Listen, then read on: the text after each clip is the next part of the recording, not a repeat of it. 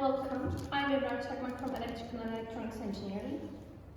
And Avion from, again, Electrical and Electronics Engineering. Today we're going to introduce our project to you, Object Detection with Self-Made Unmanned Aerial Vehicle. And first, let's meet our teammates. Our team advisor is Assistant Professor Halil Aysin Söken from Aerospace Engineering. And we are a team of 8 with various skills and different experiences. And our team, Avion, consists of electrical and electronics, mechanical and aerospace engineering students. Well, this is not the only project we are working on. Actually, Avion members specialize on 2 different fields, artificial intelligence and aeronautics. But for today, we will only focus on our UAV project. So, let's start talking about our project. In this picture, we are looking at a beautiful forest. Actually, these pictures are the same ones we gave you earlier. But there is something so insignificant that human eyes cannot catch at first sight. If you haven't noticed yet, let's see what it is. A fire smoke. Well, our aim for this UAV is to detect such issues faster with a minimized error rate. As you can see, and while we're doing that, we will develop a UAV that is fast, light, and can also locate what is instructed by using visual input. Having covered the introduction, let's get in more details. In this part, I will explain you what we have done so far and then what we are planning to do. Up to now, we have completed the design of our plane. In this stage, we preferred a modular design for our fixed-wing UAV, which will be 2 kilograms in total weight. In addition, we have a highly stabilized design that is confirmed by several simulation programs, such as XFLR5, as you can see in the screen.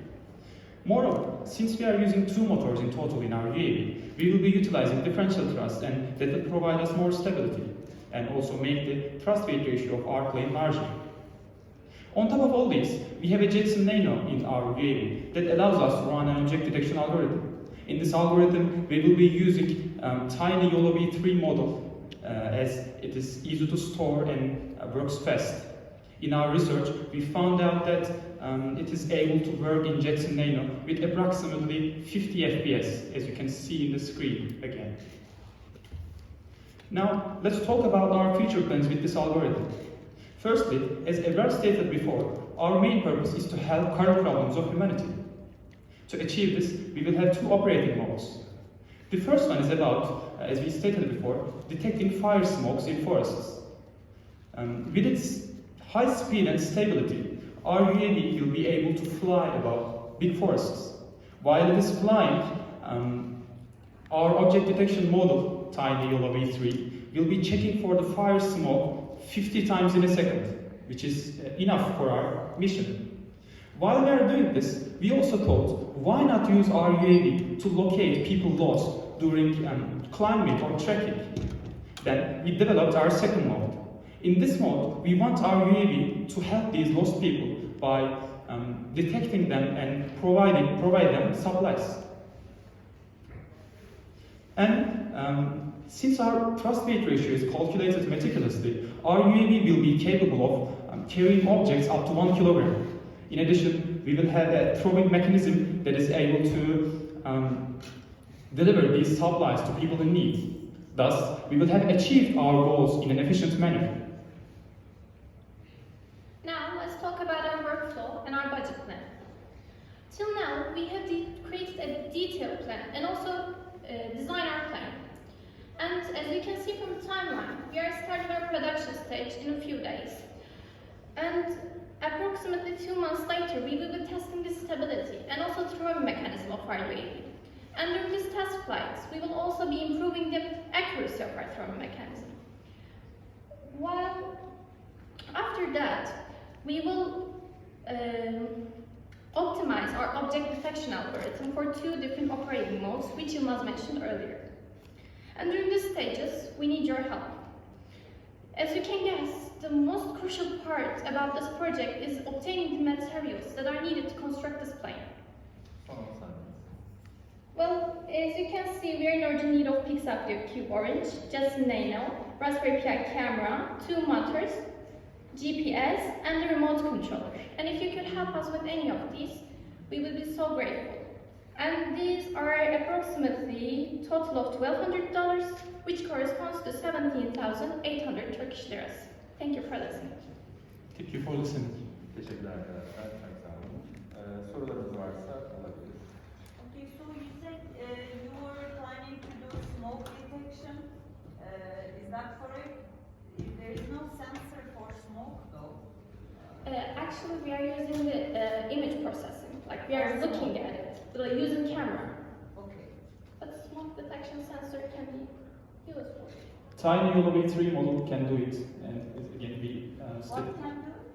Tiny YOLO-V3 model. It's an object detection model and it can work in Jetson Nano with 50 FPS, 50 frames per second. I thought you mentioned detecting smoke, so I thought there would be a smoke detection. Okay, we meant detecting with object detection. What is the planned flight time? Actually, we planned 10 minutes, but of course, it depends on the battery you use. And if we have money, we can use much better batteries and higher capacities, of course. You don't But have a battery either, do you? yeah, but actually, these are our needs to for you to. You already have some of them. Yeah. Actually, these are the most crucial parts we need. The battery is like the last thing we need. If we have Jetson Nano, we can work on it. If we have camera, we can work on it before fully constructing the UAV. 10 minutes seems a bit short. I mean, especially if you can't find people in a mountain, lost in a mountain or something. Yeah, as we stated before, the money is the key here. If we have a bigger budget, then we can buy a better battery. Okay. Is it always done normally there are some commercial ways to do that already, right, in the world, who detects people who are in trouble or who detects fire. Do they use image processing technique? Or Actually, we're not sure about that, but we thought that using a camera is also great for recognizing people, but this is not our priority to recognize people. But cameras, the object detection algorithm can easily identify people.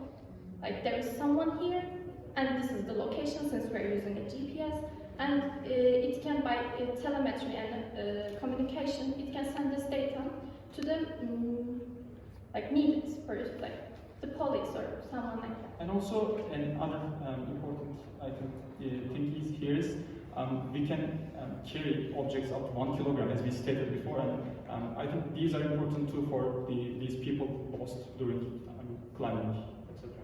Thank you very much. Thank you. Teşekkürler. You're welcome.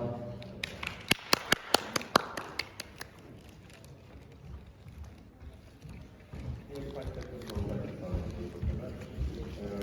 Bu arada AdımODTÜ sunumunu açmak için sahneye gelebiliriz. Benim gibi olmasın. A6, mor,